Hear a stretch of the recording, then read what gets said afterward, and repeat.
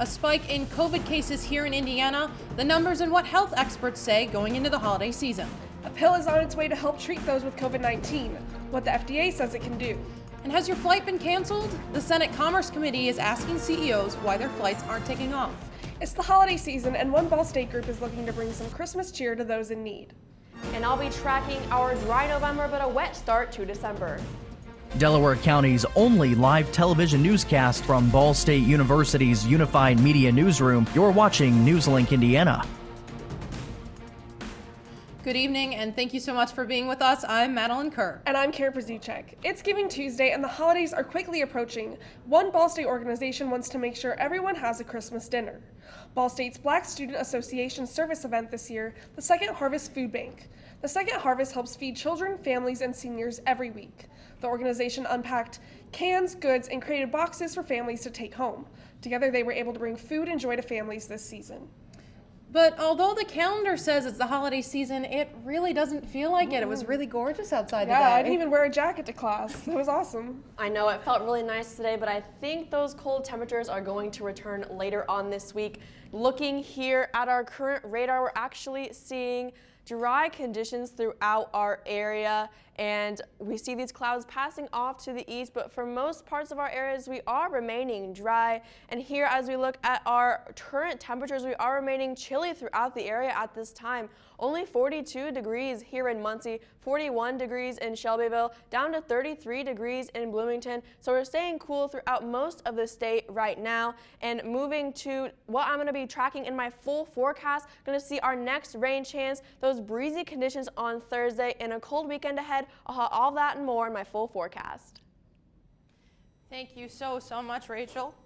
And in some unfortunate developing news today, 4 family members, including the suspected killer, were found dead in a Fort Wayne home. Police say an elderly woman hid in the Allen County home's bathroom during the violence last night, then fled and alerted police to the killings of her 4 relatives. Troy Hirschberger's chief deputy for the Allen County Sheriff's Department said today that officers found the bodies of 2 males and 2 females, including a teenage girl. He didn't identify the victims, but he said he believes one of the deceased males was the killer. He declined to say how they died. At least 3 people are dead, 8 others hurt after a shooting at a Michigan high school. Officials say a 15-year-old male student opened fire at Oxford High School this afternoon. All 3 of the dead are believed to be students, and one of the injured is a teacher. Authorities say the suspected shooter is in custody and a handgun was recovered. They say the suspect is a sophomore at the school. Students and staff were evacuated to a nearby retail store. 3 Colorado teenagers are facing attempted murder charges for a high school shooting earlier this month. Larry Jefferson, Dalen Brewer, and Diego Flores, all of them 16-year-olds, were charged as adults. The teens are also charged with second-degree assault and possession of a weapon on school grounds. 3 students were shot during the November 9th incident at Hinckley High School in Aurora. Officials say none of the victims had life-threatening injuries. Police have not released a possible motive. And Indiana's top medical groups are pleading for more people to get the COVID-19 vaccine as the state is in the midst of a new surge of infections and hospitalizations. The organizations warned today that the vast majority of current hospitalized COVID-19 patients are unvaccinated and that hospitals are stressed by caring for more critically ill patients who face longer stays. The state health department reports Indiana hospitals had about 2,000 COVID-19 patients admitted as of Sunday, a 66% increase in hospitalizations over the past 3 weeks. Indiana has the country's 11th lowest rate for fully vaccinated population at 50.6%. That plea for vaccinations comes as the number of COVID-19 patients in Indiana's hospitals continue to spike.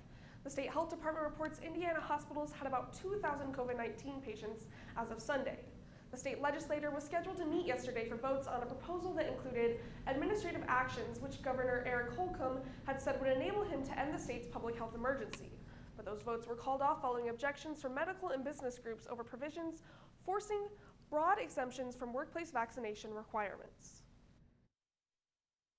The CDC is strengthening its stance on boosters for all U.S. adults amid concerns over the Omicron coronavirus variant. Top U.S. health officials say vaccinations, boosters, and mask wearing are still keys to protecting against any variant of the virus.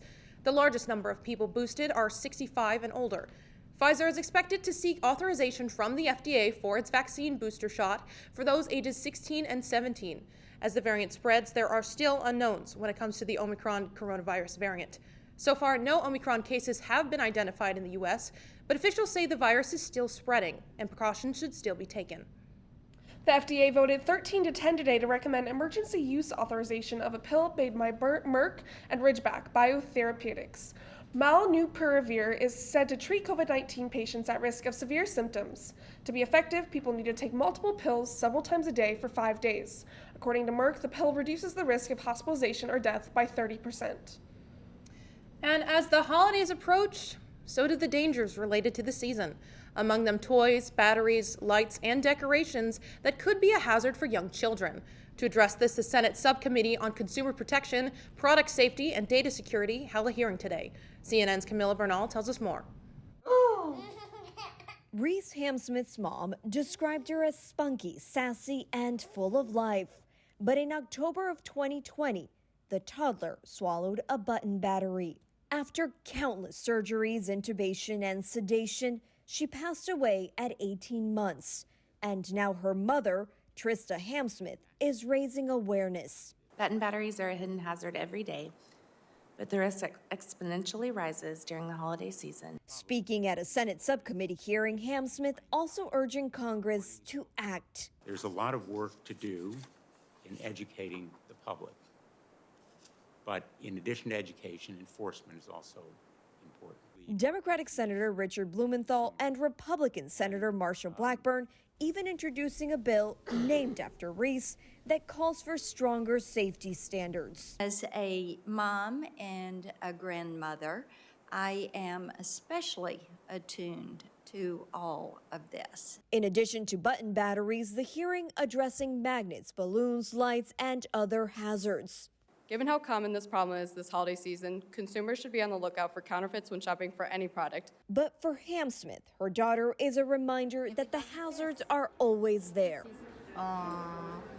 Which is why Reese is also her motivation to keep fighting so that Congress can help make it a little bit easier for parents.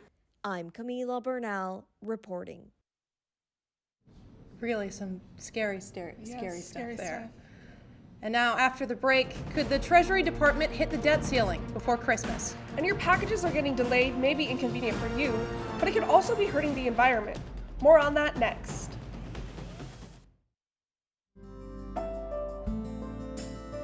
Riding the bus is an easy thing to do. Last year, we carried 60,000 riders from the Ball State area. 50,000 of those were students.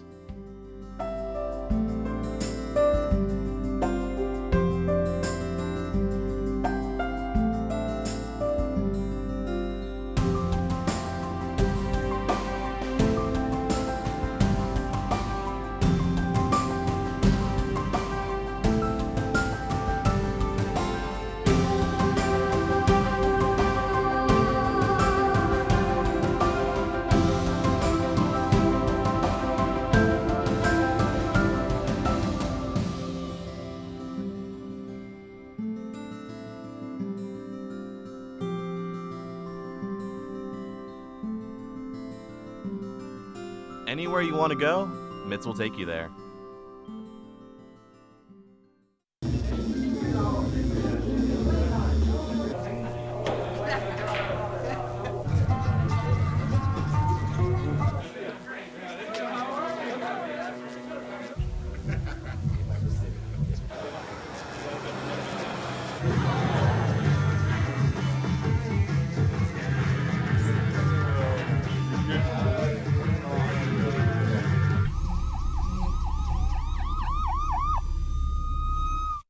So, I just moved in with this family, and it's embarrassing.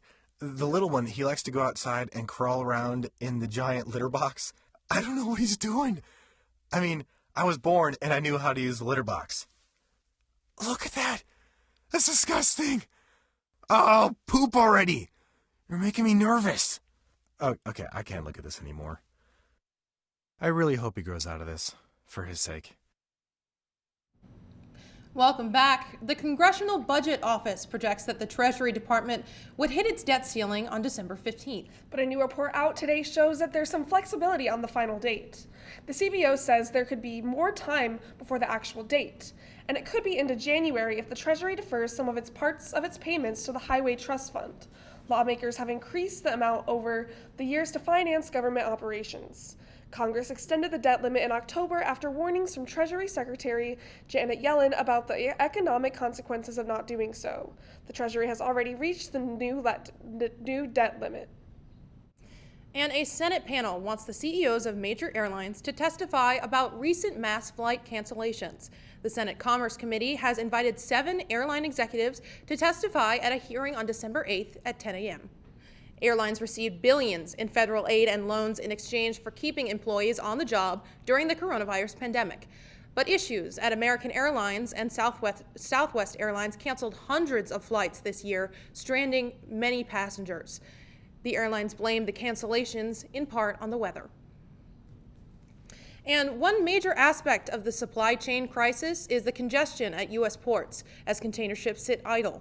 Those ships are also keeping pollution into nearby communities. According to a new report, the world's largest retailers are the biggest offenders when it comes to that congestion and pollution. The report was conducted by 2 environmental organizations. It says goods imported by Walmart, Target, Amazon, and IKEA between 2018 and 2020 accounted for 20 million metric tons of carbon dioxide equivalent emissions. As of yesterday, there were 84 vessels off the coast of Southern California waiting to unload. The Federal Trade Commission is investigating supply chain disruptions. The antitrust watchdog wants to know whether anti-competitive practices are raising prices. The FTC is ordering Amazon, Walmart, Kroger, Procter & Gamble, Tyson, Kraft, Heinz, and other major retailers to turn over information about their ability to obtain and deliver goods. The companies have 45 days to respond. A trade group for independent grocery stores is praising the FTC's inquiry, and the supply chain issues have impacted their stores and customers more than giants like Kroger and Walmart. Popular fitness apparel brand Lululemon is suing Peloton over copycat products. The company launched its private label in September called Peloton Apparel. Lululemon is seeking triple damages for what it calls willful infringement of 6 design patents. The company says the copies are of 5 women's products. It says the sixth product called One Lux Tight is a copy of its popular Align pants. Lululemon sent a letter to Peloton threatening to take legal action if they did not stop selling the knockoffs. Peloton sought out a declaration in Manhattan federal court that claims that the claims had no merit. It said that Lululemon's design are not special enough to have patent protection. And now we'll go ahead and toss it to Rachel for a look at weather. Yeah, I will be tracking my full forecast this dry November that we had, but also this upcoming start to our wet December for our rain chances, all coming up in my full forecast.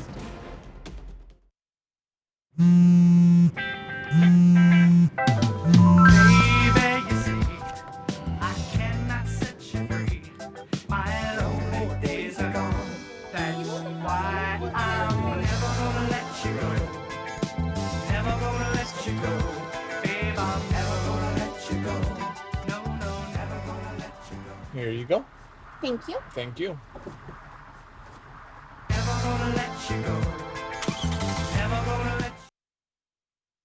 I think it's just vapor with flavor. It won't hurt my kid like cigarettes, right? Vaping is safer than smoking, isn't it? There's really not even that much nicotine in them, right? My kid? My kid knows it's dangerous. Get your head out of the cloud. Today, nearly 8,000 kids will start vaping, maybe even yours. Learn about the dangers at talkaboutvaping.org.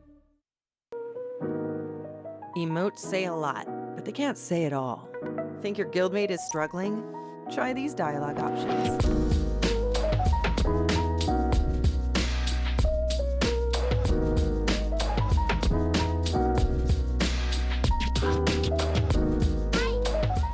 Go beyond emotes. Check in with your guildmates at seizetheawkward.org.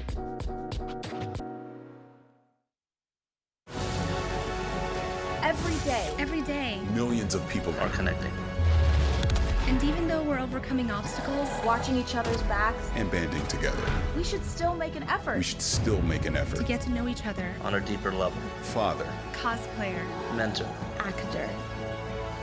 It's time we take a step forward. It's time we take a step forward. Come together and discover how accepting our differences can make us stronger. Welcome back. The time is now 9:15, and it's gotten chillier as the day has gone on, especially with, the sun going down. And, it was gorgeous today, but looks like that holiday weather might be coming at that snow. Oh, I love the holidays, but the weather is never something I enjoy with it. Yeah, I think it's going to be warm, but I also think we're going to see those colder temperatures later on this week. And as I look here, right now we really are sitting pretty dry and cold, as we have seen throughout this month of November. We've only gotten a ½ inch of rainfall almost here in Muncie, and are far away from that normal total of 3.23 inches. Now looking here actually at our monthly totals for our rainfall here in November, we can see these weeks of drought actually that we've had. We've only had a couple of these wet days in November, so we've been dry throughout the most months of November, but as we move into December, we will see that wet start. As for now, though, we're staying pretty dry in our areas, Winchester, Muncie, and Marion, all dry conditions. We do see some clouds up here moving on to the east. We will see some increasing clouds as we move throughout the night tonight. As for temperatures, we're remaining chilly throughout the area right now. 42 degrees here in Muncie, below freezing up in South Bend at 31 degrees, 34 degrees in Lafayette, sitting almost below 40s besides Muncie at 42 degrees. So sitting at winter-like temperatures right now throughout our areas. As we move throughout the night tonight, we will see this low of 33 degrees by 5 a.m., remaining pretty cool. And as we look through the night tonight, we will see those increasing clouds, that low of 33 degrees. Winds stay out of the south-southwest at 5 to 10 miles per hour. And as we track out our rain for tomorrow, we will see that rain move into the area for tomorrow morning, lingering throughout the area until around 5 p.m. when we see our high of 50 degrees. Winds will stay out of the south-southwest at 5 to 10 miles per hour. And then tracking out that rain here on Precision Cast, that rain will move into the area 11 a.m. on Wednesday. We'll see our heaviest widespread chances at 11 a.m. Moving throughout the day Wednesday, we do see some scattered chances Wednesday. And as we move throughout the evening on Wednesday, we do see that cloud cover remain for cloudy skies Wednesday evening. Now, after that rain moves out of the area, we will be left with some gusty winds on Thursday. Possible gusts up to 22 miles per hour overnight Wednesday. And as we move throughout the day on Thursday, we will see those winds start to increase a little bit. Possible gusts up to 19 miles per hour. And as you look here at our next 6 to 10 days for our Climate Prediction Center, we see possible above average temperatures actually for most of our country, possible below average temperatures up here to the northeast. And we can see that all in the mid 7-day forecast. We see that rain chance tomorrow morning, high of 59 degrees on Thursday, feeling summer-like, and we actually drop all the way back down to 43 degrees for the weekend, a high of 37 degrees on Tuesday. So guys, I'm really not looking forward to those cold temperatures. I am excited for those summer-like temperatures tomorrow. Yes, Thursday and Friday look very exciting. Yeah, honestly, if it's in the double digits, I'll stay happy. Yeah, I'm not looking forward to the heavy wind though. Like, I'm not a wind person. I know, definitely be sure to fasten your jackets and yeah, everything bundle before up. you go out. Actually wear a jacket to class. Yeah. All right, well, thank you, Rachel. Next, let's go to Charlie with sports. Some former Cardinals gaining some Indiana recognition, and a midweek matchup for Ball State basketball. We'll have the details coming up next in sports. Here's your sandwich, miss. Oh, thank you. And your burger. Awesome, thank you. And your bowl of boiling water, sir.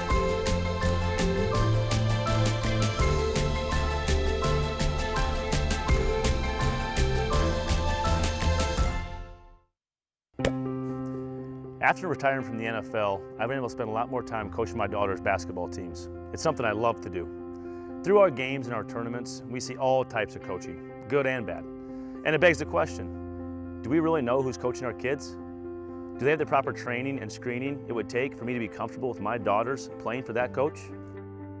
Our Youth Basketball Association made the decision to use trusted coaches to screen and train all of our coaches. I'm a trusted coach. Are you? So if one cat has 4 kittens who reproduce every 6 months, how many cats will there be in 5 years? Who's got it? Is this... What is that? Seriously? Who threw that? Cats are terrible at math, but they sure do multiply. Please spay, neuter, and adopt. The solution is 10. Welcome back to NewsLink Indiana. I'm Charlie Cronin with sports. The Indiana Basketball Hall of Fame is inducting 2 Ball State Cardinals in the class of 2022.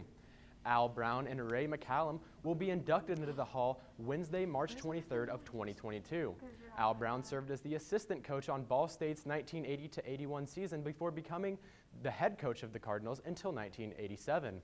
He currently is 8th in wins in Ball State program history with 68 career wins. In 1986, Brown led the Cardinals to the MAC championship and NCAA tournament. Outside of Ball State, Coach Brown has made it to 8 Final Four appearances and 3 Final Four wins. Coach Brown is the only person in college basketball history to coach in a men's and women's basketball Division I championship game.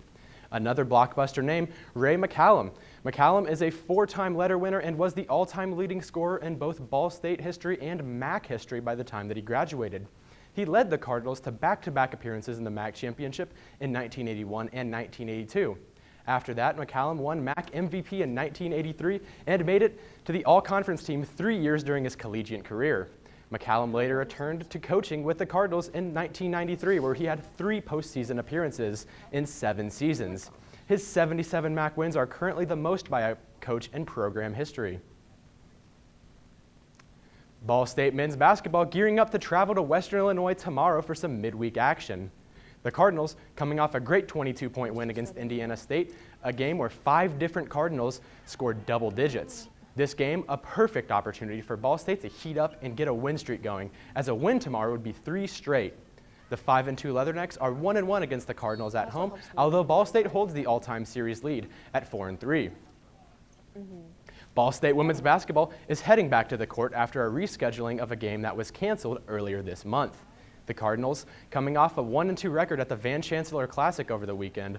Ball State is currently 3-2 on the season with wins against Milwaukee, Butler, and St. Joseph's. Earlier this month, Ball State canceled its game versus Purdue-Fort Wayne because of a breakout of COVID-19 in the Mastodons program. The game was not originally supposed to be made up and was originally announced as canceled. Now the game will take place this Thursday at 6:30 p.m. at Worthen Arena. Moving over to the Diamond, Ball State baseball releasing their schedule for the 2022 season.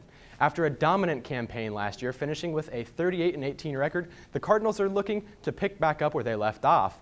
Ball State will begin their season competing in the Swig and Swine Classic in Charleston, South Carolina. They will open the tournament with a game against Bucknell on February 18th, then Iowa and Air Force on the 19th, followed by Army on the 20th. The Cardinals will open up their regular season on the road against UNCW, then traveling to Middle Tennessee, followed by back-to-back games against Coastal Carolina. Later on, they have a 4-game stretch against Florida A&M, another series against Oregon, and they will take on 10 MAC opponents throughout their campaign. So are you guys excited to get some basketball action going? You know, tomorrow night it'll be an exciting game. Maybe get, a little bit of a win streak going, beat the Leathernecks. Yeah, that'd be awesome. You know, I'm not a big sports person, I will admit. I'm so sorry. But one thing I do love is some college basketball. Exactly. Who doesn't love college basketball? You got the March Madness. Everybody gets into that, makes a bracket. Maybe if we get this win streak going, we could make a March Madness appearance. That'd be something special. That would be insane. That would be awesome. Phenomenal. It would be so exciting for everyone here. Yeah. I'm sure.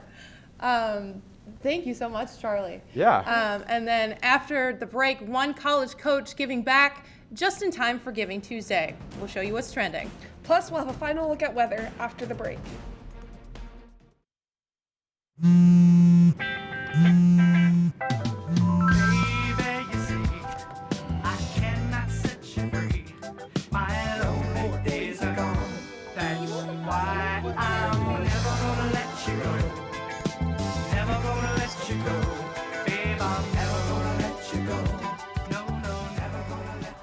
Here you go. Thank you. Thank you.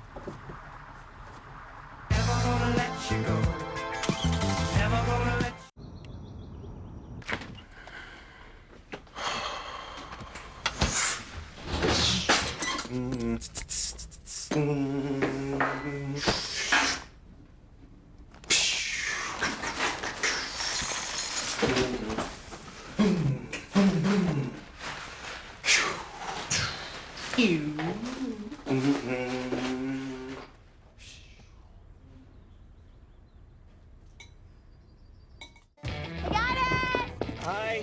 Can you help me? I got it. Thank you. No problem. Just like the rules to surviving Zombieland, there are steps you can take to be prepared for an emergency. It's the right thing to do. Talk with your family to make a plan. Look for safe areas to meet up if separated. And stock up on supplies. It's never too early to get prepared, so start now. Right now? Right now. You can't predict emergencies, but you can be ready. You're welcome, America. Visit ready.gov today to learn more. Jordan knows he shouldn't eat this entire bowl of nachos, but tonight he's earned that right. Because a few hours ago, in the middle of happy hour, he recognized a sign. Not from the gods or a bolt of lightning, but from a double heart, a kissy face, and a fourth ha in ha ha ha. That's when Jordan knew he was buzzed. So when it was time to go, he got a ride home instead of driving. Be a legend like Jordan. Recognize your buzzed warning signs and get a ride home. Buzz driving is drunk driving. Welcome back. Now it's time for us to take a look at what's trending. Joining us now is NewsLink Brittany Slack. Brittany, what do you have for us? Yes, today we are going to be discussing popular Jim Harbaugh is with his players. He's likely even more popular right now with University of Michigan Athletic Department employees.